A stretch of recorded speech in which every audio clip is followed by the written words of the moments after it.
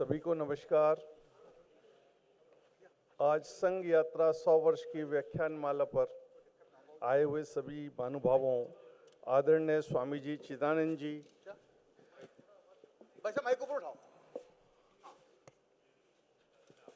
चिदानंद जी महाराज जी और भाई श्री विश्वनाथ देवधर जी, भाई योगेंद्र जी, मान्य श्री लक्ष्मी जी, मान्य जगदीश जी, भाई योगेश जी हैं, विजय शंकर तिवारी जी, राजेश गोयल जी, भाई साहब गोपाल जी और अन्य सभी महानुभावों, चेतना परिवार के सदस्यों, संघ के विभिन्न संगठनों के पदाधिकारियों और मेरे परिवार के सभी सदस्यों, मित्रों, माताओं, बहनों, मातृशक्ति, आप सभी का स्वागत। सभी वरिष्ठजनों का हृदय की गहराइयों से स्वागत।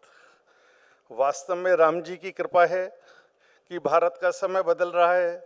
आज हम सब मिलकर रविवार के दिन सुबह ही सुबह ठंड में भी संघ ने क्या कार्य किया 100 वर्षों में, इसको समझने के लिए, इस पर चिंतन करने के लिए यहाँ बैठे हैं।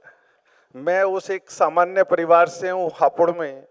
जब मैं 10-12 साल का था तो हमें जनसंघी हैं ये लोग, इस तरह एक दृष्टि से, अजीब दृष्टि से देखा जाता था कि हम समाज के हिस्सा ही नहीं हैं। आज मुझे खुशी है कि उस परिवार की अन्य पीढ़ियां यहाँ बैठी हुई हैं और हमारे विभिन्न संगठनों में कंधे से कंधा मिला के कार्य कर रही हैं। ये परिवर्तन तो मेरी आयु भी 58 साल है, मैंने भी 45 से 48 साल में देखा है।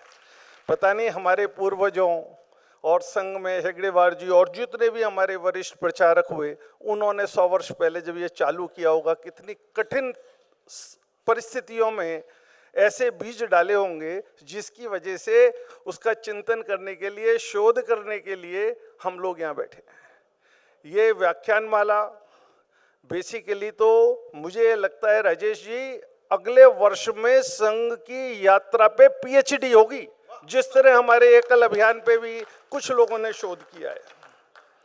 मेरे पिता ने हमेशा, उन्हें एक चिंता रहती थी कि मेरे दादाजी ने जो काम किए वो पिताजी करते थे, कि मेरे स्वर्गवास के बाद पता नहीं बच्चे करें ना करें, तो उन्होंने अपने रहते रहते इस संस्था को बनाया।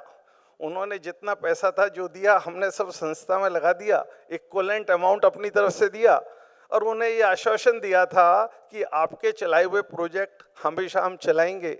और मैं समझता हूँ जगदीश जी मेरे अभिभावक हैं, लक्ष्मी जी बैठे हैं यहाँ, और सब लोग सीनियर्स जिन्होंने मुझे विभिन्न संस्थाओं से जोड़ के कार्य करने का मौका दिया। मैं आज की तारीख में राष्ट्रीय कवि संगम में, भारतीय धरोहर में, चेतना में, एकल विद्यालय में, मतलब मेरी ट्रेनिंग तो श्याम जी ने करी है और बाकी आप सब लोगों के बीच में ट्रेनिंग हुई है। मैं जितना भी कार्य कर पा रहा हूँ बहुत बढ़िया है।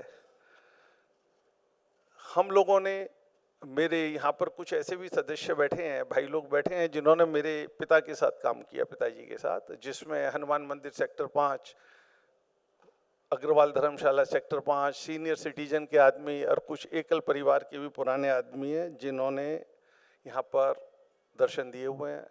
मेरे फादर समाज सेवा के लिए मेरे लिए साइक्लोपीडिया थे।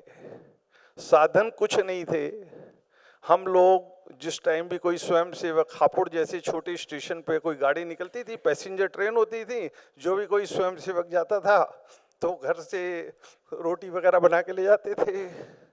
मैंने वो वाला समय देखा है। आज तो ईश्वर की कृपा है कि हम सब लोग इस एसी प्रांगण में बैठे हैं, काम कर रहे हैं। पहले चलने के साधन नहीं थे, पता नहीं कौन किसके साथ जाएगा, उस वाली चीज में करते थे।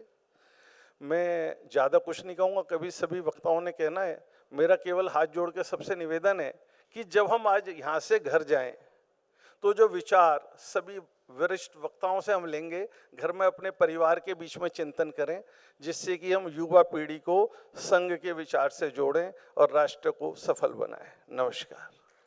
मैं टीम चेतना से आग्रह करना चाहता हूं, भारत भूषण अलाहाबादी जी से, राजकुमार जी से, भाई साहब को एक स्मृति चिन्ह प्रदान करें। ले लो भाई साहब, फोटो आ जाएगा और तो क्या है, हमारे एल्बम में लग जाएगा। आपको तो कोई फर्क पड़ता नहीं, हमारे तो पड़ता ना फर्क। आइए।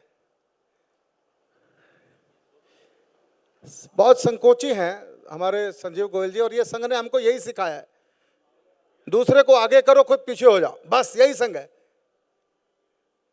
संघ ने कोई चेहरे थोड़ी बना है। इसलिए मैं, जगदीश भाई साहब बैठे हैं मेरे यहाँ, विभाग प्रचारक थे, आज भी मैं देखता हूं उनकी आदत सबसे आगे पीछे बैठ जाएंगे, पर कोई कह के बुलाता है अब आगे आ जाइए।